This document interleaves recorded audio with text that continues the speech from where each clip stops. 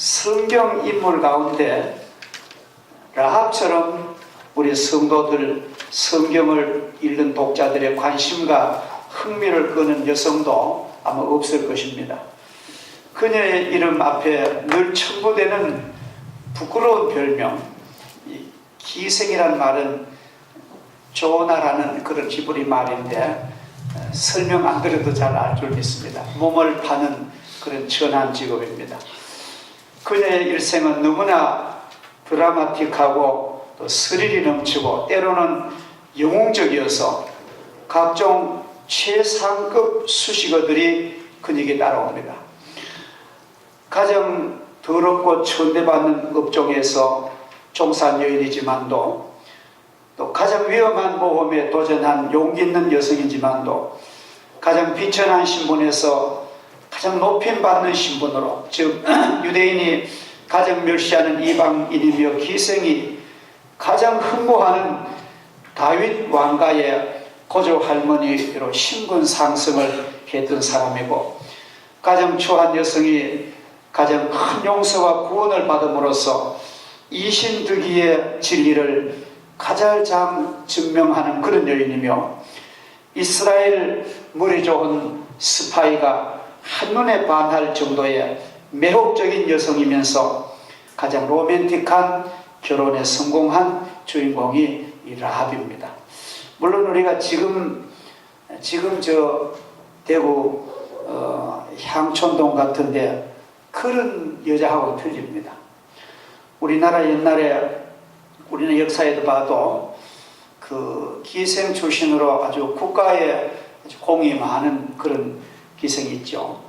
그 진주에 가면은 논계라는 그 일제시대의 기생은 그냥 몸을 팔고 하는 그런 여성이 아니라 일본 장군을 안고 바다에 죽으면서 민족을 구하려는 그런 아주 순국한 여성도 있었고, 또 저 전라도 남원에 가면은 그 춘향이라는 그 어머니 그 집안이 별로 뭐 부끄러운 집안이지만도 그 절개 때문에 많은 사람들에게 귀감이 되는 그런 사람도 있습니다. 오늘 이 라합에 대해서 우리 잠시 은혜를 받고자 합니다. 기생 라합은 성경 저자들은 이구동성으로 칭찬을 아끼지 않습니다. 히브리서 기자는 구약의 믿음의 훌륭한 사람을 16명을 꼽는데 16명 꼽는 가운데 기생 라합을 빼지 않습니다. 그리고 야고보 저자도 그 본문에 보면은 아브라함처럼 행함으로 믿음을 증거한 라합을 보라 이렇게 말씀하고 있고, 특별히 마태복음을 보면요, 예수님의 조상 다윗의 이 세상의 그 영광을 펼치기까지는 네 사람의 여인이 거기에 등장합니다. 다윗의 출생에서 이스라엘 황금 시대를 이루기까지 네 사람의 여성이 나오는데, 첫째는 다말, 둘째는 바세바, 셋째는 라합, 넷째는 예수님의 어머니 마리아. 근데 그렇게 아주 귀한 자리에 라합이 들어갈 정도입니다.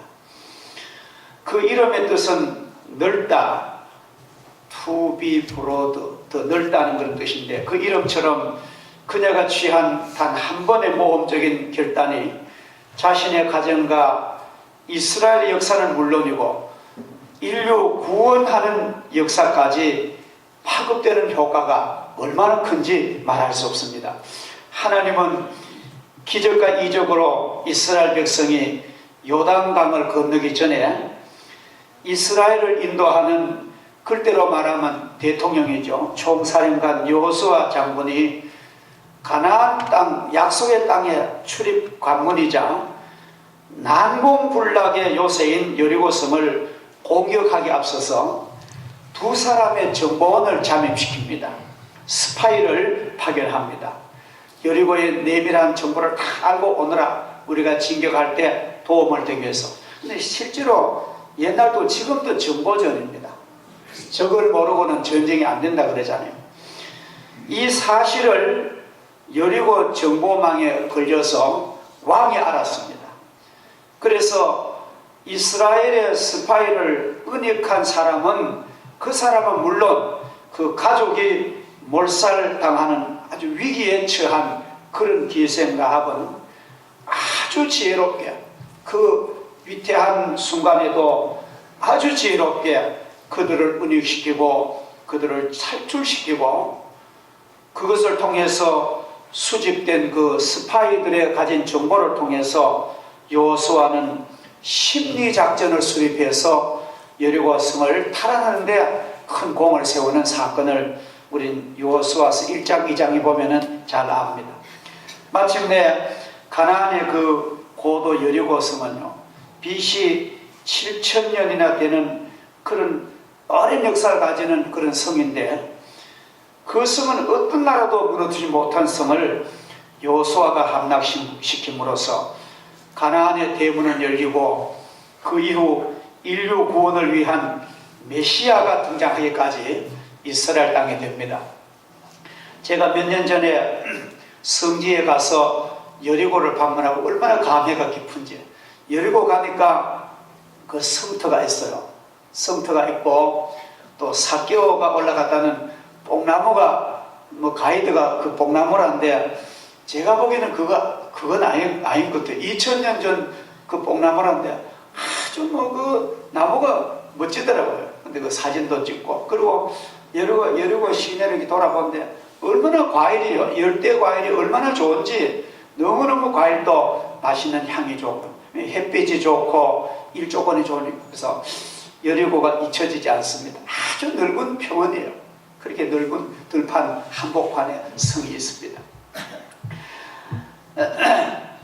기생이 된 과정도 궁금합니다만은, 어떻게 기생이 됐는지는 성경이 말하지 않습니다만은, 나약한 여성의 신분으로서 그토록 위험천만한 모험, 즉 조국을 배신하고 적국 스파이를 탈출시키는 일을 감행하게 된 동기가 무엇인지 궁금합니다. 우리가 성경을 깊이 읽어보면은 그 여인이 두 정탐꾼에게 한 고백에서 어려운 부탁에는 알 수가 있습니다. 2장 9절로부터 13절 우리 한번 찾으세요. 라합이 정탐꾼에게 고백하는 내용입니다. 2장 9절부터 13절, 8절부터 13절 보겠습니다. 시작. 또 그들이 눕기 전에 라합이 지붕에 올라가서 그들에게 이르러 말하되, 여호와께서 이 땅을 너에게 주신 줄을 내가 아노라. 우리가 너희를 심히 두려워하고 이 땅 주민들이 다 너희 앞에서 간담이 먹나니, 이는 너희가 애굽에서 나올 때에 여호와께서 너희 앞에서 홍해 물을 마르게 하시니라. 너희가 요단 저쪽에 있는 아모리 사람의 두 왕 시온과 오게게 행한 일, 곧 그들을 전멸시킨 일을 우리가 들었습니다. 우리가 듣자고 마음이 녹았고 너희로 말미암아 사람이 정신을 잃었나니, 너희는 하나님 여호와는 위로는 하늘에서 아래로서는 땅에서도 하나님이시니라. 그러므로 이제 청하노니 내가 너희를 선대하였은즉 너희도 내 아버지 집을 선대하도록 여호와로 내게 맹세하고 네게 증표를 내라. 그리고 나의 부모와 나의 남녀 형제와 그들에게 속한 모든 사람을 살려주어 우리 목숨을 죽음에서 건져내라.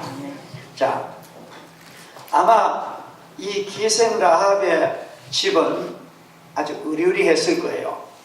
그리고 여리고 성문 출입에 거기에 기생이 살았습니다. 참 이상하지요. 지금도 보면은 이제 무슨 서울역이라든지 대구역 같은 데 나오면은 모텔이 굉장히 많습니다.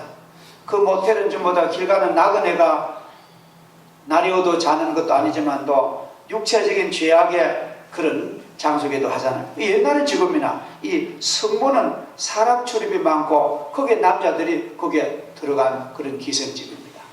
라합은 그 자기가 그 몸을 파는 사업을 하면서 수많은 남자들이 그 집을 지내갔을 거예요. 우리가 이제 연상을 해보자면, 그러면은 거기는 뭐 외국 사람도 오고 국내 사람도 오고 별의별 사람이 이제 다 드나들고 한데, 그 사람들이 와가지고 저녁에 이제 기분이 좋고 이러면은 즐거이 지내면서 하는 얘기가 국제 정세를 얘기하는 그럴 때를 말합니다. 근데 아이고 한 민족이 에집트에서 나왔는데 간파간 바로왕이 손을 버쩍들고 홍해를 건너오고 오다가 아모리 왕이 그렇게 그 강한 나라인데 그 아모리와 그 왕들하고 그냥 다 제거하고 지금 이 여리고로 이스라엘로 들어온다는 거예요. 가나안 복지로 들어온다는 그런 국제 정세를 환하게 들었던 여자입니다. 이게 참 중요해요. 지금도 사실 우리 성도들입니다. 그리고 영적으로는 그 붉은 줄은 예수님이 흘리신 십자가의 보혈을 가리키는 거예요. 그래서 보혈의 공로 믿으면 누구든지 구원받는다는 것이 구약에서 그렇다마 예수님을 예언하고 계시는 것입니다. 그러니까 얼마나 이 기생이 위대한 사람, 그렇죠? 그래서 우리는 오늘 이 말씀을 보면서 그 라합의 그 지혜, 또 라합의 그 판단력, 또 라합의 그 아름다운 비록 위험하지만도 그 참 결단과 그런 용기를 우리는 배우면서 악한 마귀와 싸움에서 우리가 용기가 있어야 됩니다. 뭐 주저주저 하면 안 돼요. 그래서 저는 여러분 친족과 가족들을 괜히 이유 없이 이래 등지라고 소리 아닙니다. 가족들과 친족도 잘 지내야 돼. 일단 어떤 영적 싸움에서는 헤게몬을 잡아야 됩니다. 우리 집은 죄 때문에 멸망할 수 없습니다. 우리 가정은 예수 믿고 구원받아야 됩니다. 난 이것은 양보할 수 없습니다. 난 이 집의 며느리로서 이 집에 권리가 있는 사람으로서 나는 영생기를 가립니다. 딱 얘기할 수 있는 그런 배짱이 있어야 예수를 믿고 열매를 맺습니다. 이래라 하면 이래고 저래라 하면 저래고 막 제사 저래라 하면 제사 지내고 그러면 아무것도 안 되는 거예요. 이건 볼일이 다 보는 거예요. 그래서 우리는 참으로 기생 라합의 그 아름다운 용기와 그 신앙, 그래서 우리도 잘 여러분 마음에서부터 기르시기를 주 이름으로 축복합니다. 여리고라는 이름은 월신이라는 뜻이에요. 달을 자, 귀신신 자. 그 월신을 섬긴 도시입니다. 그러면 수천 년 동안 달을 섬긴 거예요. 그러니까 기생 라합이 가만히 자기 나라지만도 죽고 나서나 달신만 섬기니까 우상 숭배하는 거야. 이건 싹수가 없다니까. 우상 섬기는 가정과 민족은 앞장내가 없습니다. 아무리 생각해도 도덕적으로 타락하고 지도자들도 타락하고 백성들은 그 월신만 섬기고 이 희망이 없는 거예요. 그래서 다 복음을 들으니까 신생민족으로서 하나님을 잘 섬기고 도덕적으로 건강하고 율법을 가졌고 지도자가 확실하고 그런 민족이 들어온다는데 그는 개종을 한 겁니다. 내가 이 귀신 이 월신 섬기다 보면 내 영혼도 지옥 가고 내 볼장 가면 나는 여기서 구원받겠다. 라합이 그런 마음을 가지시지 않겠습니까? 우리가 충분히 이해가 됩니다.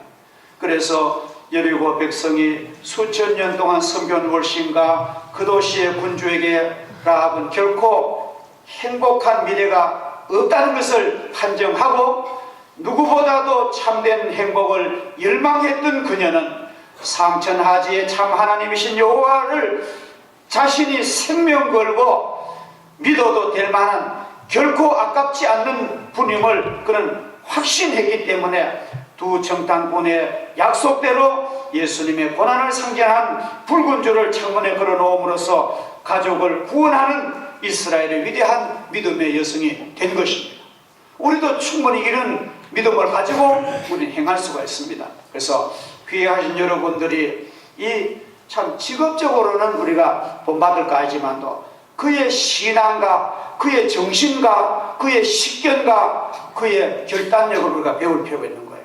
할렐루야. 그래서 우리 모두 영적으로 기생 라합 같은 그런 구원받는 축복받는 주의 종들 되기를 주의 이름으로 축복합니다. 기도하겠습니다. 하나님 아버지 감사합니다.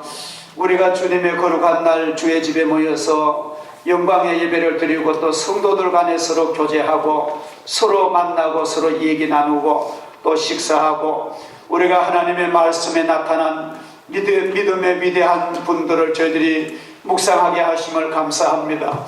라합은 비록 직업은 기생이었지만도 그는 마음속에 아름다운 절기가 있었고 아름다운 믿음이 있었고 상황 판단을 할 줄 아는 그야말로 국제적인 안목을 가진 그런 여성이었습니다. 하나님은 라합의 그 믿음을 보시고 그 사랑을 보시고 그의 정신을 보시고 하나님 그를 택하셔서 다윗의 고조 할머니로 영광의 신분을 삼으십니다. 비천한 저희들을 구원하시고 죄 중에 헤매는 저희들을 구원하신 하나님 아버지, 복음의 은혜는 바로 죄악이 많은 곳에 은혜가 있는 줄 믿사오니 라합을 구원하신 하나님이여 우리의 가문을 구원해 주시고 우리의 가족을 구원해 주시고 우리와 관계된 부모 형제들이 하나님의 축복을 받을 수 있도록 우리의 가슴에 뜨거운 선교의 열정을 부어 주시기를 바라옵고 우리 생전에 라합처럼 내 가족을 다 구원하는 복된 저희들 되게 하여 주시옵소서. 이로 해서 기도하게 하시고 그 기도를 꼭 응답받는 저희들 되게 하여 주옵소서. 감사드려오며 예수님의 이름으로 기도하옵나이다. 아멘.